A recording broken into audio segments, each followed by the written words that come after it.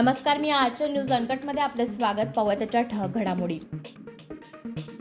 मराठा समाजाच्या लढ्याला अखेर यश. मुख्यमंत्र्यांच्या हस्ते ज्यूस घेत मनोज जरांगेंनी सोडलं उपोषण. ओबीसींवर अन्याय होतोय की मराठ्यांना फसवलं जाते, छगन भुजबळ यांचं वक्तव्य. जाहीरपणे छत्रपती शिवाजी महाराजांची शेतलेली शपथ पूर्ण केली. एकनाथ शिंदेंनी केलं मराठा समाजाचं अभिनंदन. चंद्रपुरात 7 फेब्रुवारीला ओबीसी अनुसूचित जाती अनुसूचित जमातीतर्फे चंद्रपुरात महामोर्चाचे आयोजन.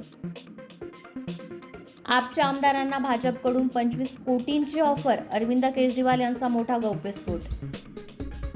मायक्रोसॉफ्टमध्ये होणार नोकर कपात. ॲक्टिव्हिजन ब्लिझार्डसह गेमिंग विभागातील 1900 लोकांना कामावरून काढले जाणार.